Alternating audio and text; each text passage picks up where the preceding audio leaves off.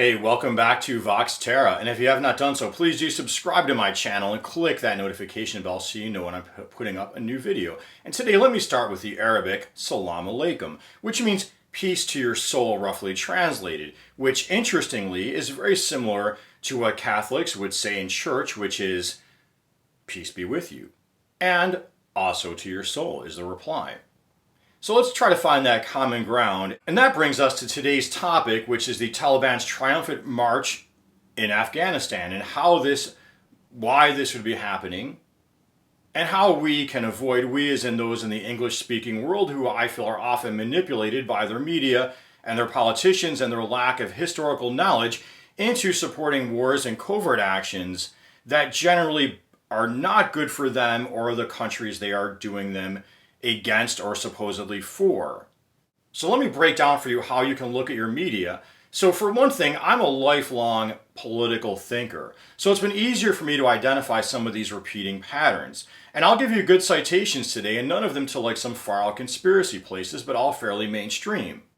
So unlike a lot of people, I was paying attention to the news cycle even as a child. So I can remember briefly, my initial reaction to the news was to become a very pro-Reagan, anti-communist kind of kid, because that's really what I think the news media was really feeding me. So I was watching 60 Minutes, and on that show, they were talking about the war in Afghanistan, the war against the Soviet Union being fought by what was called freedom fighters. Ronald Reagan called them freedom fighters.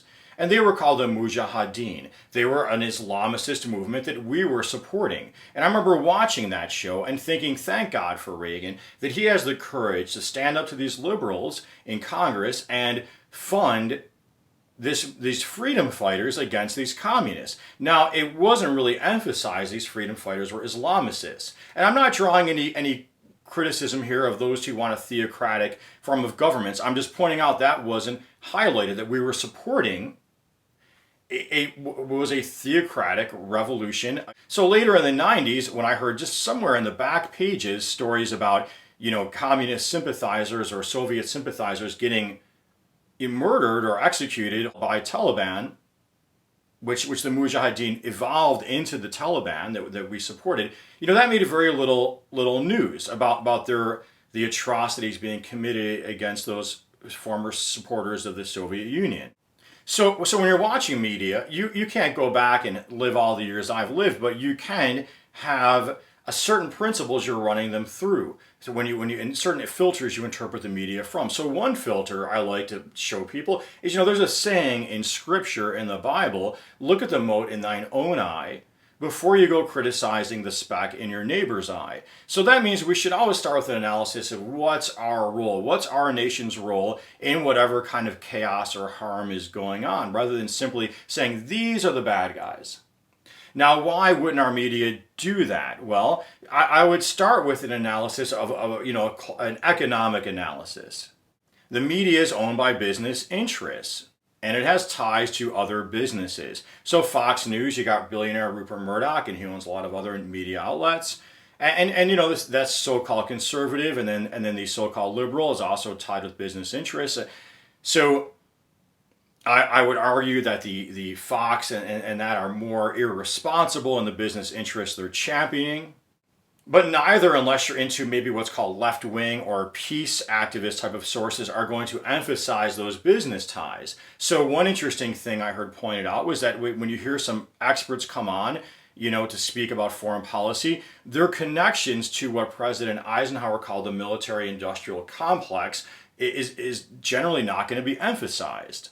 Now, by that, what President Eisenhower was talking about are these large arms manufacturers and their power within our government and our society, and to shift policy to make them more wealthy and more powerful. So just start with that analysis. There's a media, it's business owned, and it has ties to the military-industrial complex, which is also another for-profit business interest. Now consider also, we're often taught, or I was in my generation, it's a free press, but then how come we only hear from one side of an issue?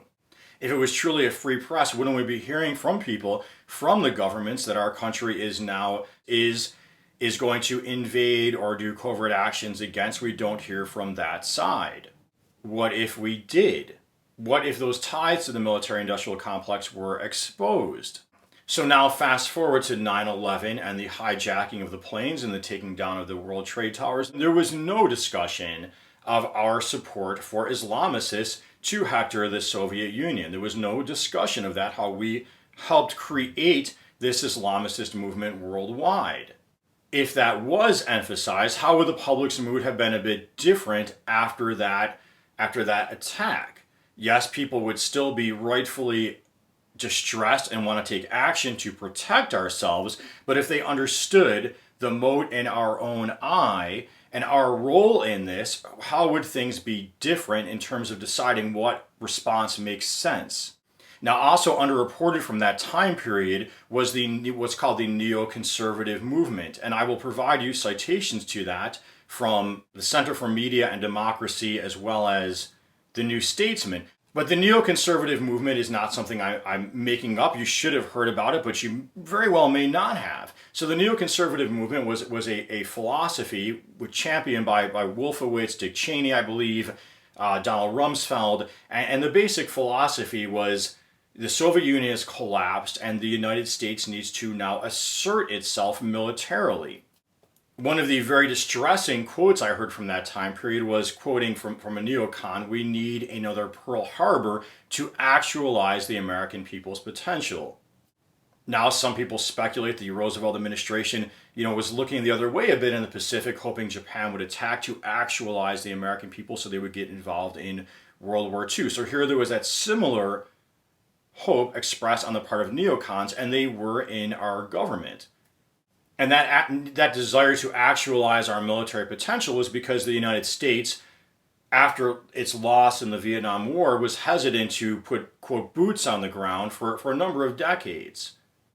Now, shortly after the 9/11 attack, I heard on PBS Frontline, and I can almost find you the citation to it, but I can still find you a PBS citation, and this should have been giant news. Now, keep in mind, neocons, Dick Cheney, Wolfowitz, Rumsfeld, etc., keep in mind how the civil service works. You've got a civil service, but then the top tiers in the federal government are political appointees. So when the Bush administration came in, they're going to have a lot of power to appoint people. So listen to this one. I remember hearing at the time, shortly after the invasion on Frontline, or shortly after the 9/11 attack on Frontline, that the FBI was trailing some of those 9/11 hijackers, or what were to become the 9/11 hijackers, but then they were called off.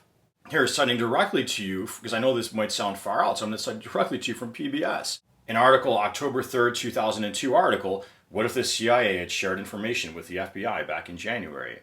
One New York FBI agent testified before Congress in September 2002 that he had requested use of full criminal investigative resources to find al-Midahar, but headquarters denied his request. Okay, that's coming right from PBS. Headquarters denied the request. Now, is that really definitively linked back to the neocon agenda to actualize our military so we would become more aggressive?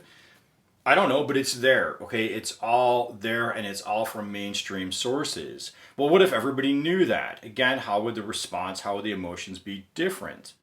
Now, also, and I heard this only in passing, was after the horrific attack, Al-Qaeda's demands. Now, you shouldn't give in to a terrorist attack, obviously. You shouldn't give in to the attackers, but those demands were only mentioned in passing. Well, what if they weren't? And as I remember the demands from the time period, it was U.S. to end support for Israel, and maybe it was limited to the Israeli military, I don't know, but it was end support for Israel, and it was also to get our troops out of Saudi Arabia. Well, what if everyone knew those were the demands? How would the mood be different in the public? Yes, we would still want to defend ourselves, but if we knew those were the demands, how would the mood have been different? Instead, those of us wanting to oppose at least a full-scale invasion would have to hear from all of our coworkers they hate us because we're free, not because none of those coworkers were hearing any of the other points of all this.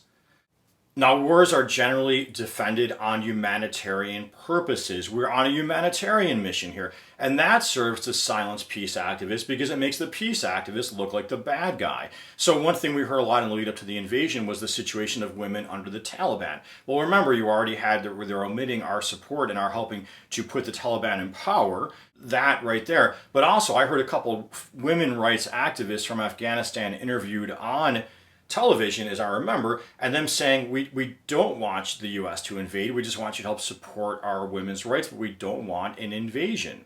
So that brings me to 2 points here. Whatever country you think you're enemies with the, quote, country, there's always people who think like you do wherever you are on the political spectrum. There's always some interplay with people who are like-minded in another country. You want to work with those people, but a wholesale invasion of a country puts that whole country on the defense. It's women, children, and the elderly who tend to suffer the most under war. So justifying war on humanitarian grounds is generally a straw man argument.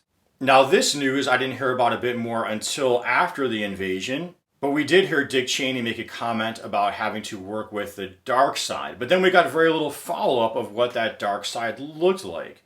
Well, some of the forces we were working with in Afghanistan and the warlords, just think of the term warlord, you probably heard the term warlord, were quite brutal. The very name warlord, implies a certain unethicalness. So much of the countryside you probably heard over the course of the past 20 years in Afghanistan was either controlled by warlord or controlled by Taliban. I tried finding for you a citation to a NPR article I heard in passing as if everyone knew about it, talking about the warlords. This is really disturbing. It's about child sex abuse. So here I want listener discretion advised now, okay? This is very disturbing stuff. And I can cite it right to NPR, underemphasized but real, and an actual mainstream credible news source. Here's a 2018 article. The report lists 5,753 cases of what it describes as gross human rights abuses by Afghan forces. Many of those abuses involve the routine enslavement. This is horrible. So listener discretion, viewer discretion advised. Routine enslavement and sexual abuse of underage boys by Afghan commanders. Okay, that's the people, the dark side we were working with. Okay, now if you're out there in the countryside, do you want to be governed by a warlord or the Taliban? The Taliban, there's a set of rules. The warlord is just a warlord. That's the position these people are in now. And also really disturbingly, from an NPR article from 2010, this one talks about, the wholesale rapes and murder of villages that were Pashtun associated with the Taliban, the rapes of women there, okay, by forces aligned with, quote, us, not talked about. Well, what if those stories were talked about? Then the public would see this as not such a simple black and white evil versus good situation. And then you'd be less likely to get into a war. And lastly, it's just general lack of knowledge of history. And that really comes down to our education system. It's not really that heavy on information.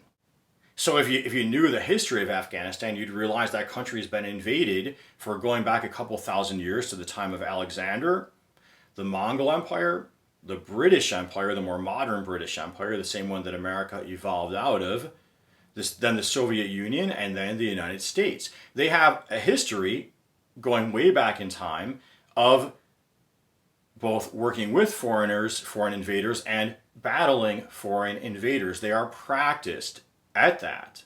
As I heard one Afghan Taliban say at the outset of the war in a passing quote, the Americans, we have all the watches, but the Taliban has all the time. 20 years later, now they're marching triumphantly back.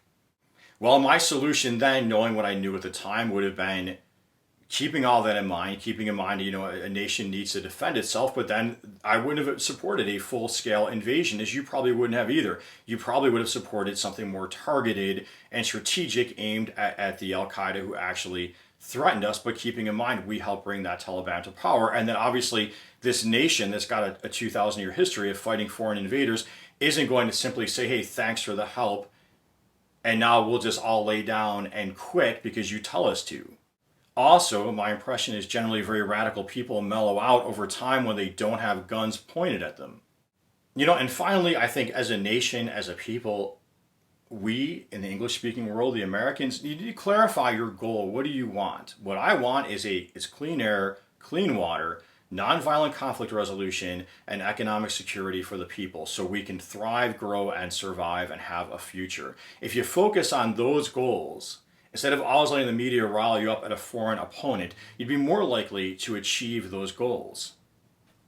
I hope you found this video really helpful, and until next time, please make sure you're subscribed to my channel. Commenting, constructive criticism, welcome. Supportive comments, welcome. Sincere comments. And until next time, peace be with you.